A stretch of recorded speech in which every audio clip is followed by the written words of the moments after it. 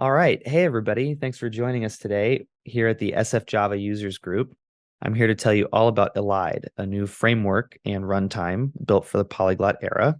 My name is Sam. I'm the primary author of Elide. It's all open source. And so what you're going to be seeing today is some demos, some benchmarks, some cool stuff that you can play with on GitHub. A little bit of background about me. I'm a software engineer. I've been an engineer in the Valley for many years. I've spent time in many languages, Python, Java, PHP in some darker days. Now I spend most of my time in Kotlin. We have a company, it's called Elide as well, where we provide dev tools around this polyglot future. And so we also have a build cache called Buildless, which you can check out at less.build. If you use Maven or Gradle or Bazel to build your Java, then you can cache with our system, which plugs into Cloudflare. It's pretty cool. In the meantime, I'd like to thank the SF Java Users Group for having us and Shack15 for hosting us today at their co-working space on the Embarcadero. Very welcome. So let's get started. Elide is a framework and it's a runtime. It's a framework in the sense that you can use it like Micronaut or Spring to build a web application. It's a runtime in the sense that you can use it as a binary on your command line, just like you would with Python or Node. Let's talk a little bit about the history of what got us here, why we're building Elide. And I won't spend too much time on this because I think we all know probably a lot of it. We lived it. Rewinding to about 1995, the way that the web worked was pretty simple. There was a client, there was a server.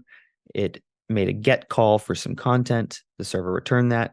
In this timeline here, we're calling that classic SSR. So this model is pretty familiar to the JVM people in the room. And it was a simpler time, you could say, on the web because there wasn't a lot of interactivity. We weren't worried yet about JSON or XHR. Things weren't really API based. It was just a server returning content to a client. And this was amazing for languages like JVM and Ruby and Python. There was an explosion of innovation in these languages at this time. We all got the frameworks that we love today, like Spring and Tornado, all the other ones in each language that birthed the first generation of unicorns. Now, this evolved with the invention of Chrome and a number of other inventions along the way, like XML HTTP request, which gave birth to AJAX and JSON APIs. And now the UI shifted to a place where most of it was rendered in JavaScript. And so this is an architecture called CSR, client-side rendering, or SPA is another name, single page applications. In this architecture, there's a big JavaScript bundle. It sort of takes over rendering for the server. The server returns bare bones HTML with this JavaScript. The JavaScript does the rest. And nowadays with React, Vue, Vite, Angular, whatever the framework of the moment may be, they're typically served from a Java or Python or Ruby app this way, with a big JavaScript bundle that takes over the whole show. Chrome, XHR, and all these things gave birth to a massive explosion of innovation on the JavaScript side. As we all know, there's tons of different options for rendering UI. NPM has a lot of packages that you can pick from. And we've all sort of watched in our own language universes in Python and Ruby and JVM as this white hot engine of innovation kept going and making cool things. There are ways for us to use it, but most of them are messy and involve headaches. Looking ahead, we think this stuff gets a lot simpler. We think that what Node did for the world is great. The lessons it brought to the table are great. The packages and tools it brought to the table are great, but they need to integrate easier with the applications that we build in the JVM and Python and Ruby worlds. In the future, when we're writing apps like this, you'll be able to do more with less because there'll be less overhead in talking between languages. There's no time really anymore to argue about culture wars and the borders between languages. We've already accepted that we need to be able to write JavaScript and Python or JavaScript and Java or whatever it may be to target browsers or to target whatever it is that you need to target. Plus, the JVM is seeing a massive resurgence. Now with JVM 21, there are staple language features that compete with a ton of different modern language features elsewhere in programming. The power of the JVM is clear as a leader in the next 5-10 years. Most of these features, Loom and Panama and so forth, haven't even fully hit yet. And so it's a really exciting time to be a JVM engineer. Just a few more trends to note that are involved here.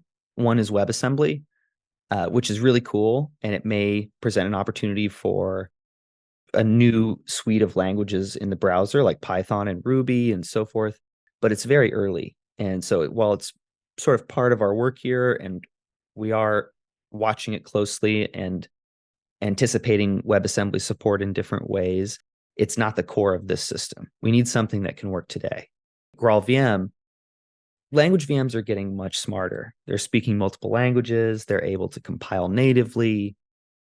And this is happening at the same time as developers are sort of choosing that full stack is the way to go, that they're going to keep a full stack suite of skills, that they'll use multiple languages in their application when needed. We see all of these trends as kind of adding up to one thing. And on that note, Elide is a new runtime and framework built for the polyglot era, where using multiple languages together isn't so painful. And especially in backend languages like JVM and Python and Ruby, using things like JavaScript is much easier and more native. So we have a few design goals. Number one is really to make polyglot frictionless, fun, easy, and fast, and to deliver these process innovations for backend languages that we think have been missing for a few years. It's also cloud native from the ground up. It's designed for this cloud era where we're storing secrets externally, logging externally, all sorts of support systems that come into play when your app goes into production. We think there should be first-class support for these things in the runtime because they're always there. You're going to need them. So a bit about our architecture very quick. You'll notice there's a lot from Oracle here. Oracle's awesome, and they make amazing technology. We use a JIT compiler native builder from GraalVM, and the language implementation is provided by GraalVM. And we sort of occupy this space in the center where we provide the APIs and the native language intrinsics that you need to drop an app in. The language VMs that are provided by Graal are amazingly fast, amazingly stable, but they're not equipped with the intrinsics from Node or the intrinsics from, different runtimes that you might need. That's where we come in. We implement those, we benchmark, we test, we provide them to your app, and they behave identically to other runtimes. We take a hard stance here not to invent other APIs. There are enough APIs out there. Each language has their own. They're great. And you probably have your favorites. You should be able to use those.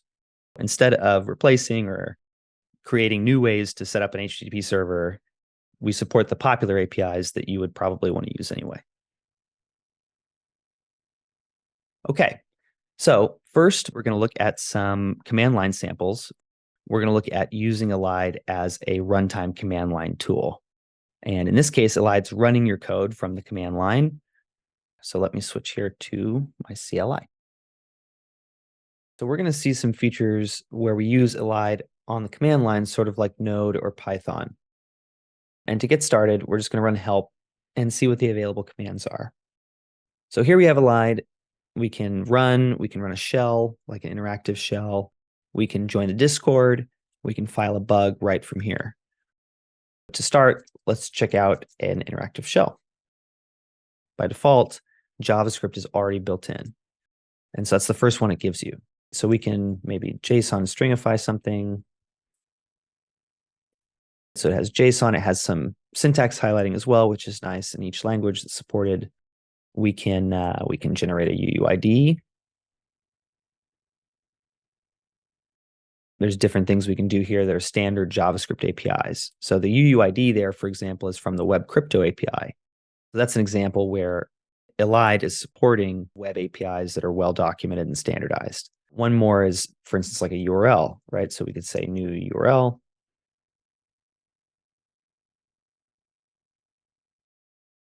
We can ask it for the host. There we go. One thing I'd like to point out here is this right here. And what that's telling us is that the URL object that it gave back is actually a Java object. And here's the package in full path. So that should be familiar to some JVM people like us. This is actually a Java object under the hood. As the author of the URL intrinsic, I can tell you that URL intrinsic is actually powered by Java Net URL. So under the hood here, we're actually using the amazing road-tested high-performance built-ins from the JDK. We're not reinventing anything really here.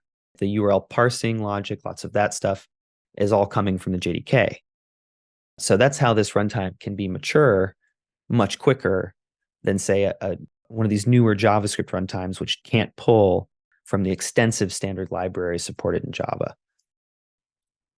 So let's take a look also at Python.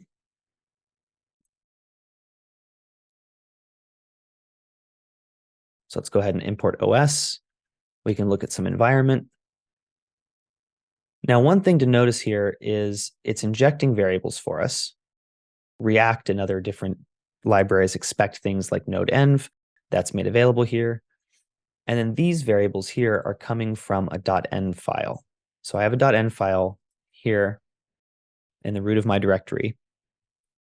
If you've used Node before, this feature is pretty familiar, where you can put variables in a .env file and those apply to your application at runtime. So one feature that you'll see in our slides later is Elide will load those for you and apply them in all the languages that you enable. Okay, so we've seen a few uses on the command line. Let's take a look at some code and how you would use Elide as a framework.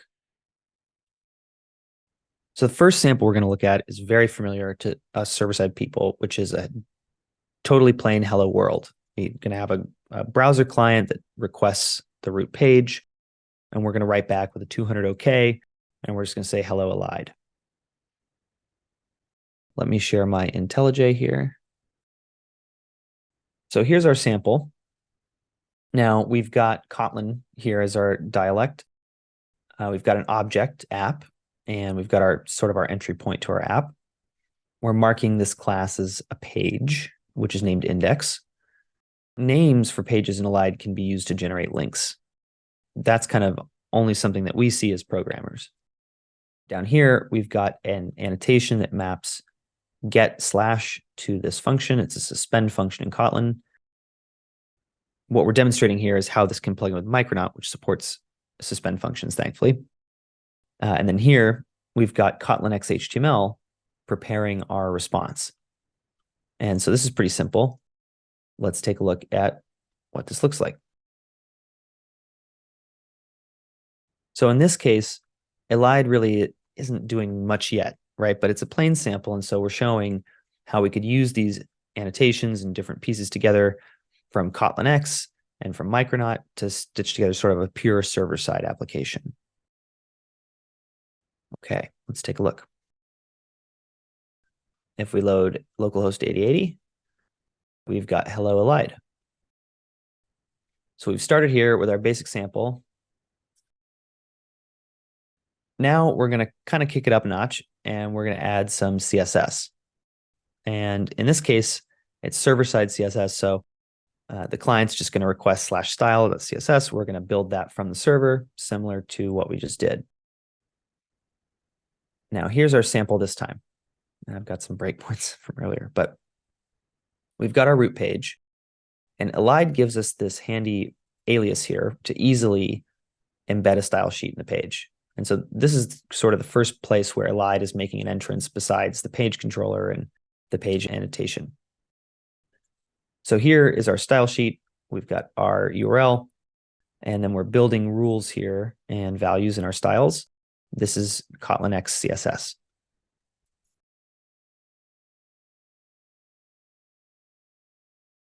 The build cache notices you see are from build lists as well. So quick plug there.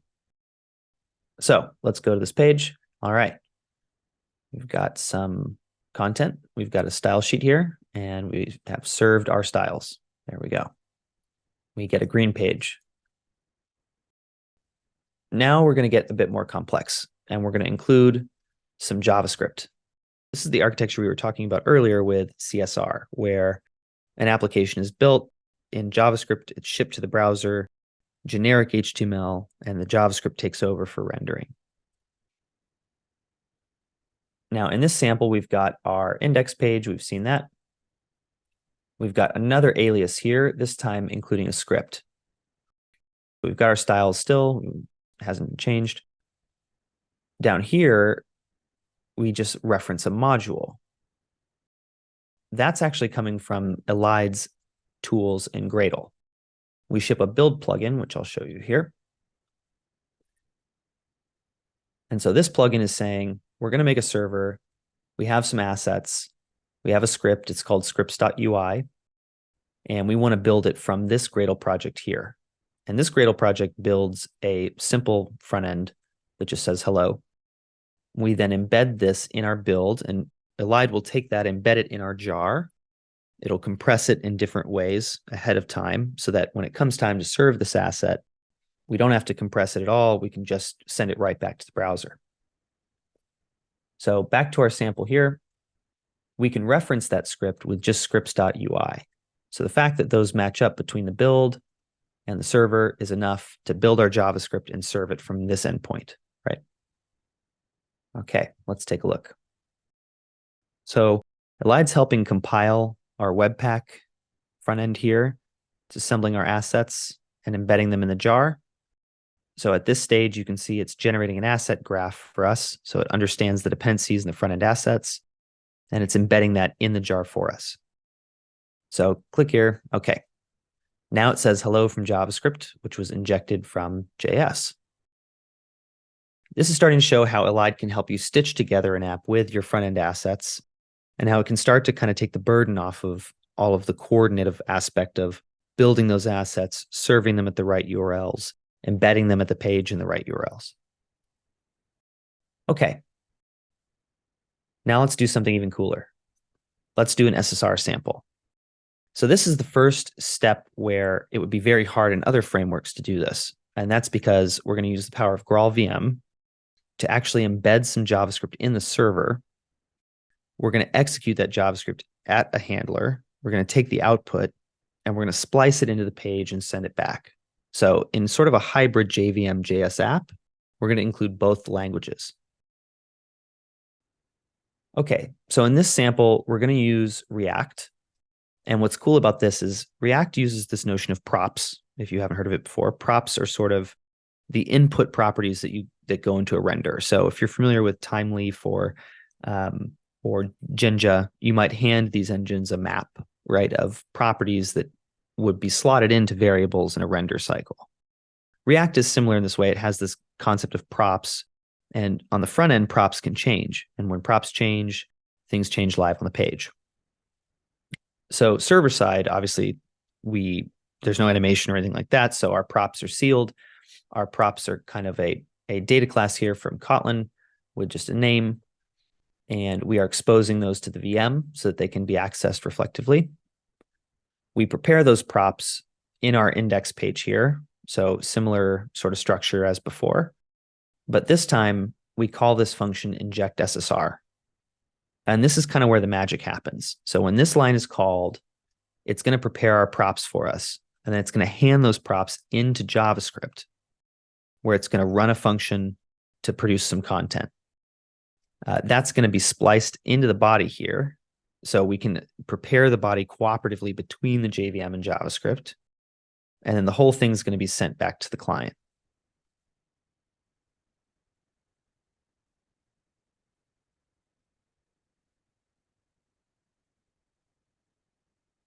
So one complexity about SSR in this manner is that there's actually two JavaScript targets here. There's the JavaScript target that we send to the client, right, which we had seen before. And you can see that here. But there's also the JavaScript that the server needs to execute. And that actually has to be built differently because it can't use any of the browser APIs, right? It's actually not executing in a browser. It's executing in Gradle. And so Elide is helping us stitch together all the build complexity here that makes that difficult. It's building our JavaScript assets twice. It's producing a configuration that it can use at runtime to load these from the jar assets and reference them. So very quick, before we look at our server here, we'll take a look at the build script. So for an SSR project, we can see it says Elide. We can set a dev mode or production, which gives us compiled minified JavaScript, or we can have our symbols. And here we're saying we're going to have a server and it's going to do SSR with embedded JavaScript. And we want to pull that JavaScript from this project in Gradle.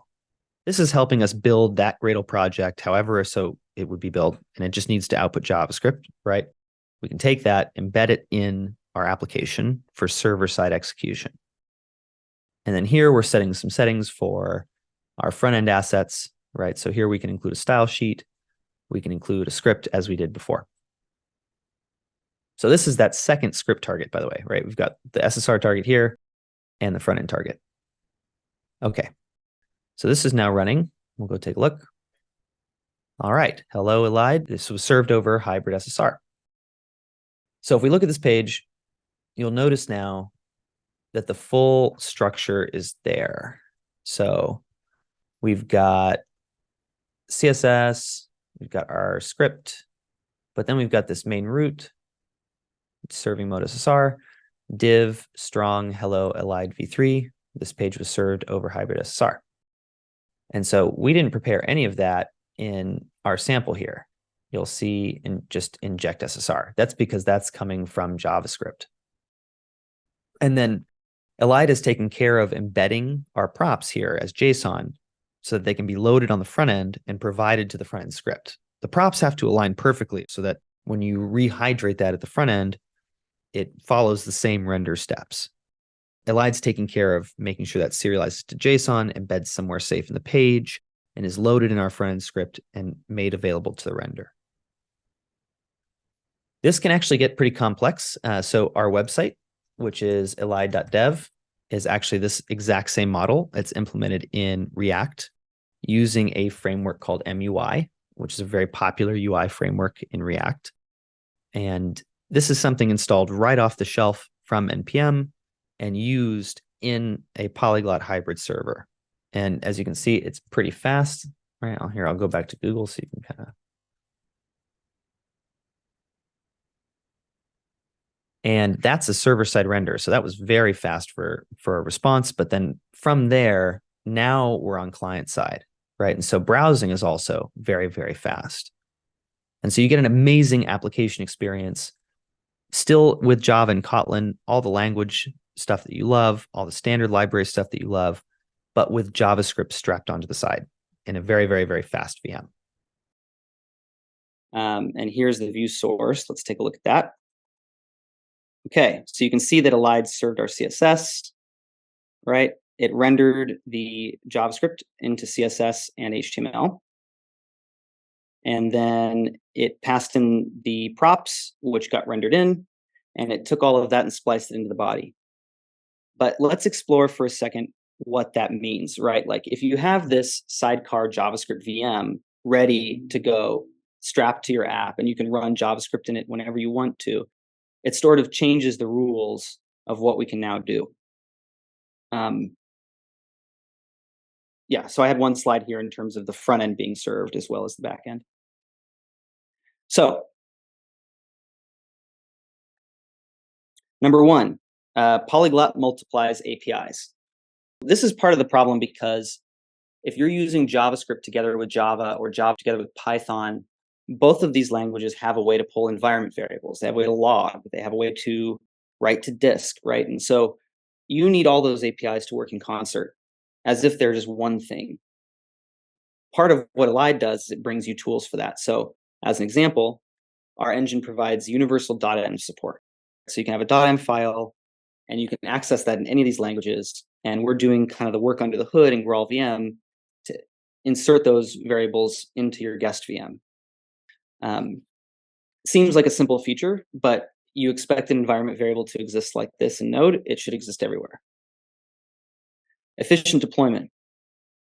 When you go to take your application into production, you don't want to have a 5 GB image if you can avoid it, because That's going to increase your startup time, your download time, your storage space, your cost. The more efficient and trimmed down and tailored to the purpose your production assets are, the better. The way that we handle that is with native containers. So the container that you just saw running, for instance, was one of these containers. And in this case, we have a JVM Kotlin app working with a JavaScript VM right there, all compiled natively into one binary. And that binary doesn't actually have a JVM or a node installed. And the great thing about that is you have this binary just for your app, you run it, and that listens, and that's that. You no longer need to package the whole runtime in your image, which saves space, saves download time, and saves startup time. Next is application telemetry. You need logging, you need tracing, you need error reporting. Languages all have different ways to solve this problem. In fact, you kind of only have two choices. You can use something like OpenTelemetry, in which case you're going to have an SDK for each one of those languages, or you could use the language native logs, but in that case, you're again going to have multiple logs because each language thinks it's the only one in play. What we do for that is we give you a universal layer for telemetry where the runtime can actually emit OpenTelemetry traffic for you. So you don't have to install an SDK. You're just doing console info, logging, whatever is familiar in that language, and that becomes OpenTelemetry traffic for you under the hood. And this is all, of course, optional. You don't have to use the OpenTelemetry features. You could have a log file, whatever makes sense. Another thing, surely, if you've got multiple languages, that's going to complicate debugging. How do you attach a debugger? How do you measure coverage? How do you profile your application? Well, luckily, GraalVM has done a lot of work in this area. They've provided some amazing tools that kind of help you see inside these guest VMs and debug them. Out of the box, we have support for the Chrome inspector, for the debug protocol in IntelliJ. We're working on a language server through their LSP module. All of these you get for free. You can debug your application in Chrome, whether it's in JavaScript or Python or Ruby, it doesn't matter. Next up is dependencies. And I kind of mentioned this at the outset that if you have NPM and a Kotlin app, then you have to pull dependencies from NPM, you have to pull them from Maven, you have to update both sets of dependencies. It's a nightmare, or even if not a nightmare, at least a headache. And we want to make that problem easier.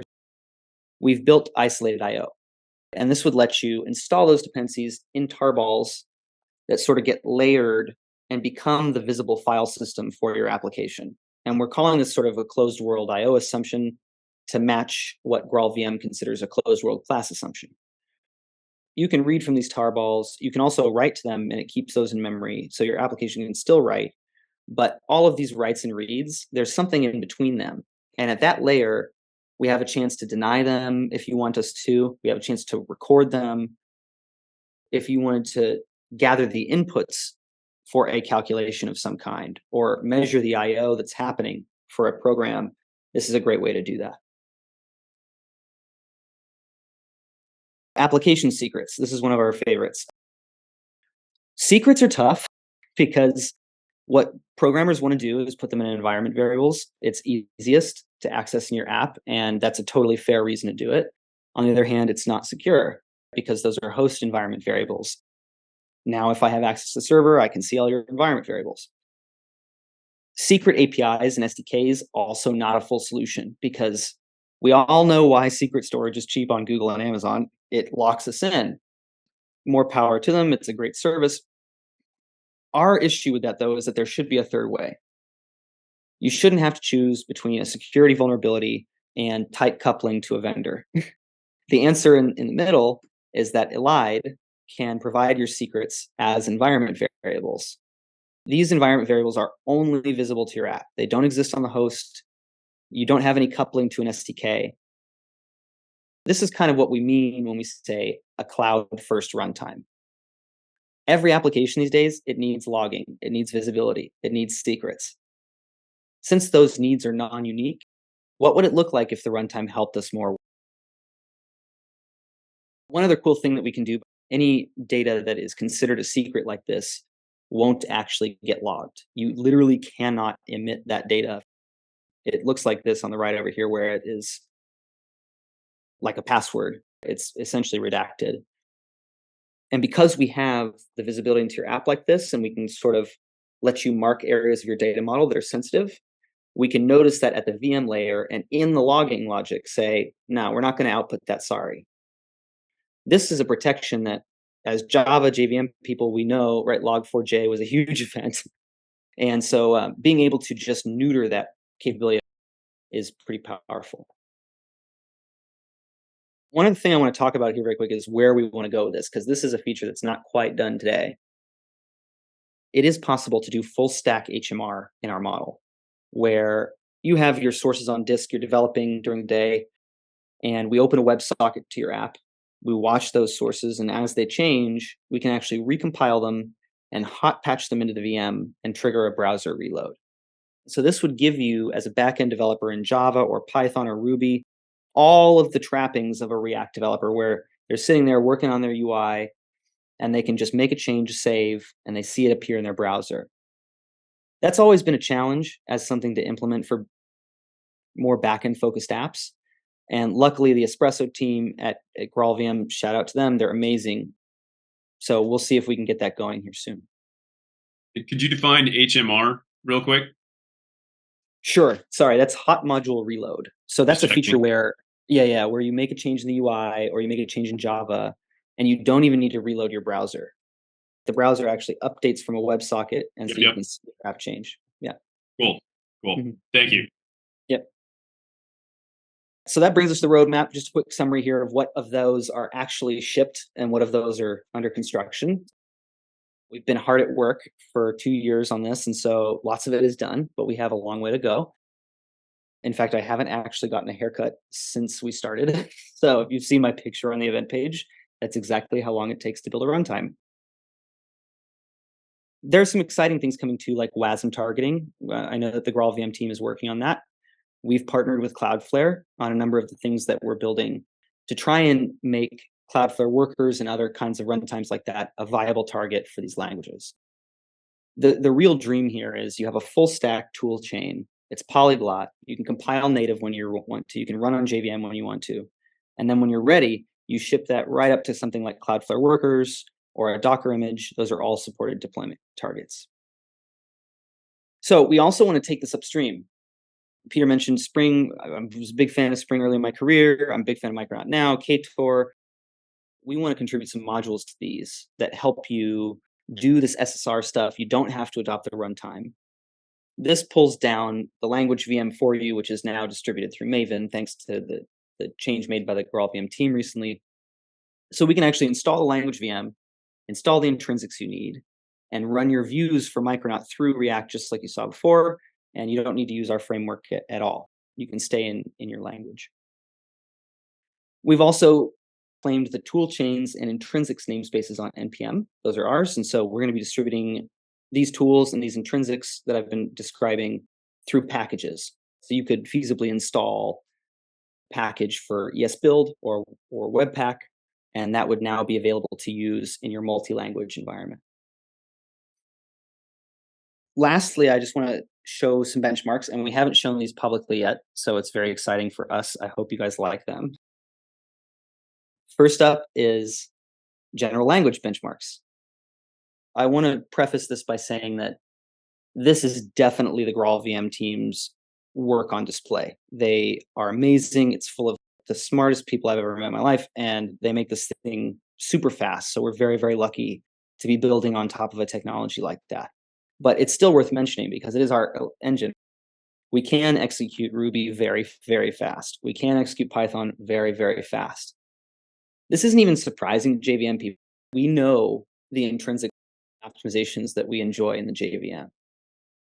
This is just applying all the luxury we're used to the rest of the programming universe. And then the one that I'm really excited to present today, as of last night or the night before, it was very recent, Elide can actually outperform Bun, Deno, and Node at React SSR. Now, this is important because it's sort of the benchmark of the JavaScript runtime space. Bun came out and they said, hey, we can do React SSR at 60,000 RPS. And everybody perked up and went, wow. And it's an incredible achievement. obviously very excited for their progress because it sort of opens the door to these new runtimes. When you take JavaScript and power it with Java's intrinsics, when you take the network layer in Node and essentially move it to Netty, this is what happens. You get 600,000 RPS instead of 8.5. So we can run multiple JavaScript VMs in threads, and we essentially load balance over those. And even on a single threaded basis, because we're using native transports in Netty and so on, we're able to outperform them by almost 10K RPS. Okay, how can you get involved? Please star us on GitHub, share it wide, give it a try. It's possible to report bugs from Elide. So if you just say Elide bug, then it'll take you through the process of reporting a bug to GitHub, which is pretty cool. Soon enough, it'll actually track the runtime bugs and let you report them automatically. So it's pretty great. We are definitely looking for contributors and ideas. Feedback, ideas, contributors, just time and attention really helps us refine the runtime and make it stable. It seems like anytime we run it somewhere new, we learn something. And sponsorship donations. So Elide is a company, yes, and we are making some products like a build cache called Buildless, which works for Maven and Bazel and Gradle, by the way. Check it out, less.build. But this is an open source effort. This is all MIT licensed, everything you saw today. And we don't have any plans to attach this to a cloud so that your KV storage suddenly costs money. Not calling out any names on that, but our plan here is your runtime is yours, and it should sort of meld itself to your needs in your application. That doesn't involve reaching into your wallet. There are other totally valid services like build caching that we can give you in exchange for money. There's a command here. It's a little long. We wanted to make it shorter, but we didn't quite land it. So you can also grab this command at elide.dev, our website. That will install it. You can check out our GitHub, our Discord. To join the Discord, you can just type Elide Discord. It's a command in the binary, or you can go to that URL. We hang out in there all day, and this is all we do. So I'm going to pause there. You can take questions, and I really want to know what everybody thinks. Thank you, Sam. Could you back up 2 slides real quick to that benchmark thing? I assume RPS means renders per second? Requests per second, yeah. So requests per second, okay. Yeah, this is a full cycle HTTP render, right? So that includes URL parsing, invoking the like figuring out which of your guest code, where the handler is, dispatching that, buffering a response, sending it, right? And so it's a full cycle of a React render, yeah. Right. Okay, cool. Wow, yeah, that is impressive. Anything about the hardware that this was done on is relevant or not, or is that just sort of details we don't need to worry about? Like, so it definitely varies on the native transport layer, because on Mac we only have access to KQ versus Linux where we have access to ePOL and IOU ring, right? We support some of those new native protocols, and that's where a lot of this performance comes from, by the way. But yeah, the answer is that we see the same pattern across all operating systems, even if the numbers are a bit lower, right? It's definitely fastest on Linux. Yeah, does that answer your question? Sorry. Yeah, totally. Yeah, and I mean, Netty's pretty amazing. I remember when Spring Boot started offering Netty support, I was like, oh! Yeah, it was pretty crazy. Cool. Right. Yeah, folks. So feel free to ask questions. Pretty cool that first time sort of seeing the market. What have developers, Node developers that you've talked to, have had to say about it? I'm just curious. Run screaming the opposite direction, casual interest. I mean. Hold on one second. I was adjusting my screen so I could see everybody. Node developers, the first thing they usually tell me is like a joke about the JVM and how many lines it takes to write a hello world. And I tolerate that. And then I talk to them about like, okay, Java is seeing a lot of like new stuff, right? We see virtual threads, we see syntax changes, records, pattern matching.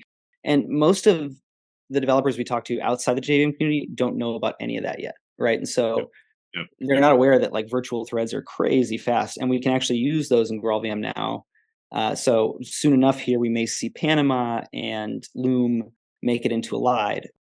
That just brings those benefits into Python and Ruby and JavaScript too. So Yep. Wow. Cool. Yeah, that's pretty amazing. Cool. All right, we got a couple questions there. Can you see that, Sam, or do you want me to read it back to you? I can see it. Yeah. So Cool. so Saeed asked how many contributors are working on the project. The answer is 3, really. It's Dario, who's in the meeting here, and it's me and a contributor in Australia named Damien. Big shout out, by the way, to Dario, who is my partner in crime in the code, and thanks to him for fixing many of the bugs this week. And then, yes, the presentation slides will definitely be shared. All of this is open, and so we'll get that up. And yes, it is a priority to update the README in the website.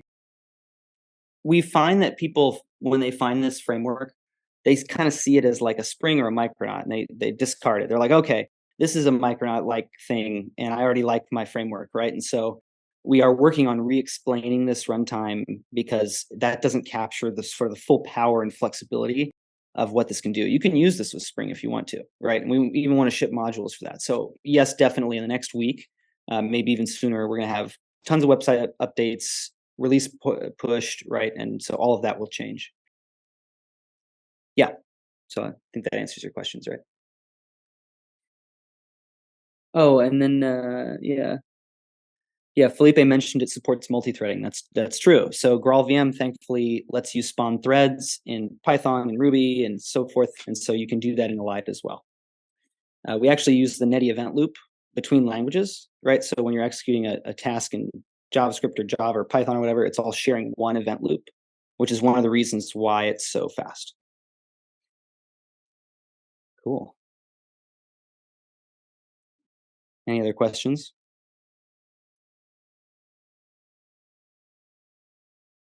I'm sure you guys will have bugs, if not questions. Yeah, no, I think you covered that on one of the other slides, like how to file bugs. I thought it was kind of, was that one of the features built into the CLI tool? Did I see that right? Yeah, that's right. And we actually want to make that a user level feature. So for example, maybe at the runtime layer, we notice an uncaught exception, we can report it to Sentry for you. The runtime could easily be doing some of those, even just over OpenTelemetry. So we applied that feature to us first so we can hopefully get a bit more stable, yeah. But yeah, you can type Elide bug and it walks you through. Cool. Well, look, guys, this has been 2 years in the works, and we are just so thankful that engineers will see it and think about it at all. And so I just want to thank everybody who came today. I mean, big moment for us, for sure. Absolutely. Yeah, excited to have you here. Thank you. Yeah, maybe Sam, we can follow up with something in a couple months. Maybe we could talk to the Gradle VM team a little bit, see if they want to join you. That could be kind of fun, right? It's like a combo presentation with them, sort of thing. That could be kind of interesting. So I would love to have you back. I think there's, I think there's clearly some interest. So let's keep in touch and make sure to have you come back in a couple months and give an update, because sounds like you and Dario and others are shipping features fast. So congratulations on that. And yeah, those are pretty impressive looking performance numbers for sure. I think you'll get some questions on those, right? Exactly like how did that happen? Yep. So be prepared for that. But yeah, this looks great. We have run the benchmarks literally hundreds of times because we did not believe it ourselves. And one thing I can kind of close out to show you guys is what a pure JavaScript app looks like in this model very quick. And this was kind of one of the ways that we exercised our API compatibility with JavaScript to really test it, right? What that means. So what you see in front of you is an Express app, purely conventional JavaScript Express app. It requires Express. It sets up a couple of handlers and it listens on a port. Now, this test script actually runs unchanged on Elide, byte for byte, and that's because we provide a sort of mock Express layer that's powered by Netty. And so the same code can be dispatched just like any other Express code, but it's happening all under the hood through Netty. This is one of the benchmarks that we used. And so we see this benchmark, like this exact script, perform at about 10K RPS on Node. But on Elide, that immediately goes up to 500k RPS. And that's partly because on a single threaded basis, Java is faster. And it's also because, of course, we can stand up multiple VMs and load balance across them, which you might argue is cheating, but Node doesn't have multi-threading, and we do in the JVM. So really what I want people to take away from this is that it's time to love the JVM again, and it will rescue us from all of these language problems that we see, even in Python and JavaScript. Well, yeah, and then you throw like a cloud full of containerized JVMs at it, and you don't really have a lot of limits on scaling. When you and I were talking about this over email and setting it up, one of the other things I remember we discussed was like, Node.js sort of API compatibility and sort of the surface area of that. And if I recall correctly, you said it was like you're kind of going after that 80-20 rule for the time being. It's like, all right, let's focus on the 80% of the common APIs, and we'll chase down the last 20% of the corner cases, less frequent ones. Is that, is it too early to say, is that what your goal is in terms of Node API compat, or is it like, TBD, we'll find out when we get some feedback, from developers, or do you kind of already have an intent on that? So we're members of Winter CG, and that's kind of the goal of this operating group, because it's a great question. And JavaScript APIs, especially at the runtime layer, you think of Deno, Bun, and workers all kind of pushing that space forward. This is where we all meet and decide what our baseline is going to be. We're going to support the Winter CG baseline standard, which means any code that's written to that can run on Cloudflare workers, it can run on Deno, it can run on Elide. We're already members. We're obviously the smallest, newest members, but very excited to deliver compatibility with that soon. Heard it here first, folks. Yeah, no, I think this is pretty cool. Thank you, everybody. And look, we're all on Discord, so come hang out with us. We'll do another couple of these presentations. We're going to be at Python and Ruby groups too. We'll see. I mean, honestly, JVM is closest to my heart, so this is my favorite of all of them. But we'll see what everybody says, and please reach out. We're open and looking for contributors. So thank you, everybody, for your time. Absolutely, yeah, getting some love there in the Zoom chat. Thanks, folks. And do you have so Discord's the best way to get in touch with you? I think in summary, right? That was the takeaway. Right. Like not okay, very good. Elide.dev/Discord should actually put you right into our Discord through an invite. It's pretty cool. And yeah, like any bugs, any features, any ideas, requests, we're open all of them for sure. Thank you, guys. Sweet. All right, looking forward to having you back.